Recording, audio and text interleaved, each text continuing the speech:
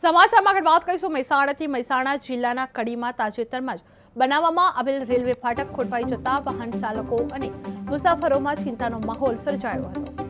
હાલની સ્થિતિ મુજબ ટ્રેન પસાર થયા પછી ફાટક ખુલતું જ ન હતું, જેના કારણે ફાટક પરથી પસાર થવા માંગતા વાહનોની લાંબી કતાર લાગી ગઈ હતી। ફાટક ખોલવા માટે રેલવે સ્ટાફે મહામુસીબતે પગલાં લીધા હતા અને ખોટવાયેલ ફાટકને ખોલવામાં સફળતા હતા।